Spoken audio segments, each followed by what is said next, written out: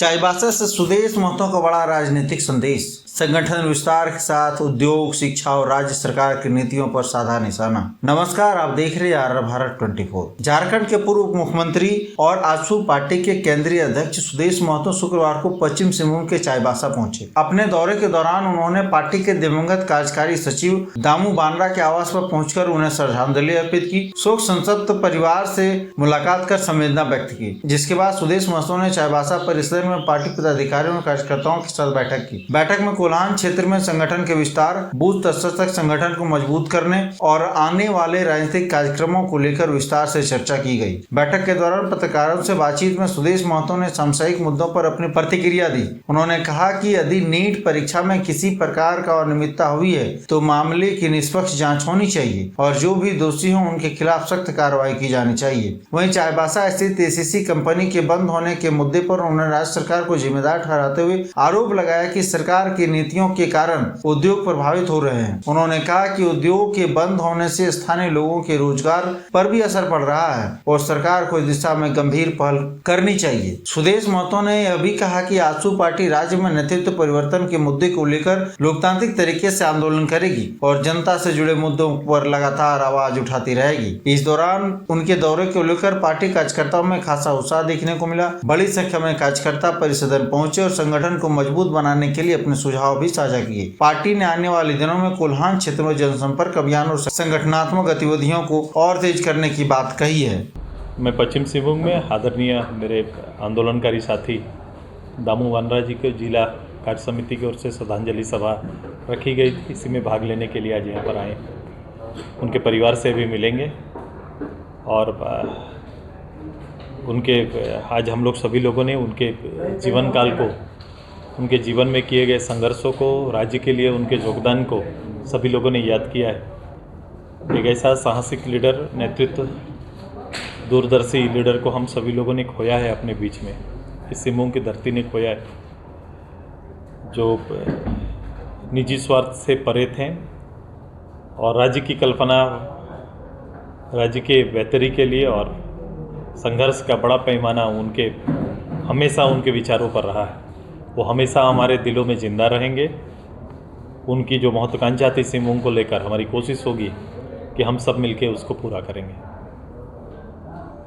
सुदेश जी, हमको लेकर 2 साल हो गया, अभी तक जिला अध्यक्ष का आपका यहाँ नियुक्त नहीं हुआ। कहीं ना कहीं आजसू का जनाधार यहाँ पर कम नजर आ रहा है, क्या कहेंगे इसको? मुझे आपको खेद व्यक्त करते हुए आपके विचार को, आपके बातों को, संगठन धारदार बनाने का काम लगातार चल रहा है।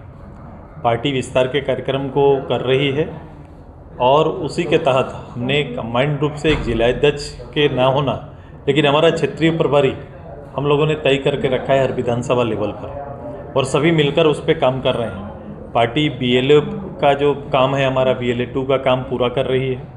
साथ ही साथ पार्टी का यूथ अभी सम्मेलन होना है, उसकी तैयारी चल रही है। महिला का हमारा जो ऑर्गेनाइजेशन काफ़ी मजबूत हमारा हुआ करता है, उसको फिर से रीबिल्ड करने की तैयारी चल रही है। तो हर पदाधिकारी अपने दायित्व पर है। हम यहाँ पर सिंहभूम के अंदर में हमारी तैयारी है, अनुमंडल चकलधरपुर और जिला मिलकर हम लोग 7-8 अगस्त के बाद संयुक्त रूप से राज्य के अंदर में हमारे यहाँ पर एक सम्मेलन होगा और आपको यहाँ का नया अध्यक्ष भी मिल जाएगा।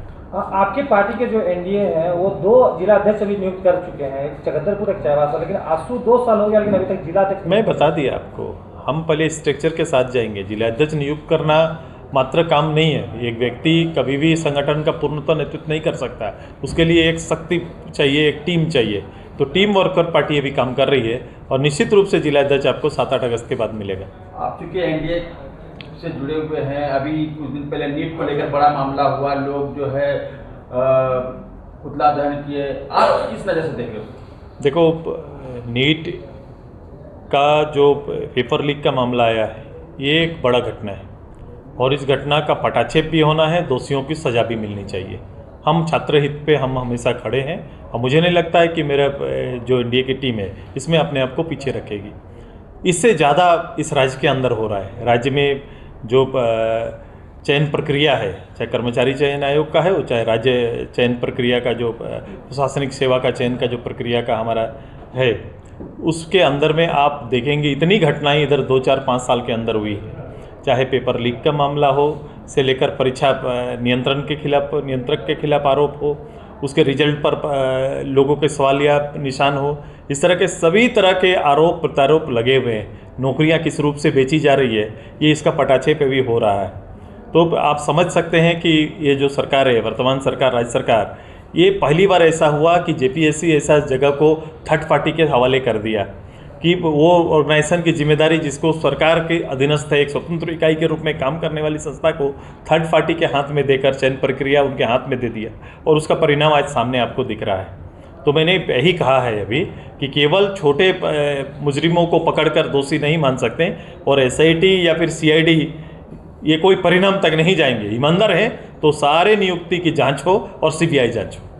आप छात्र राजनीति से बिलोंग करते हैं, हजारों लाखों छात्र आज दिल्ली में। आप यहाँ आए हुए थे, दामू जी के यहाँ पर घर पे आए हैं, तो थोड़ा सा हमारे दर्शकों को साझा कीजिए।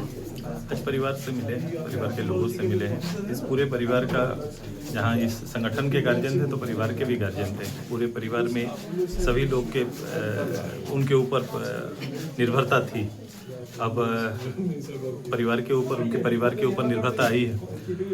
पूरा हम लोग को ये है, उनका कॉन्फिडेंस काफ़ी बड़ा है। वो राज्य के चिंतक भी रहे हैं। मुझे पूरा विश्वास है कि आने वाले समय में परिवार को भी संभालेंगे और हमारे दामू जी के जो विरासत है, जो उनका पॉलिटिकल विरासत है, उसको भी संभालेंगे।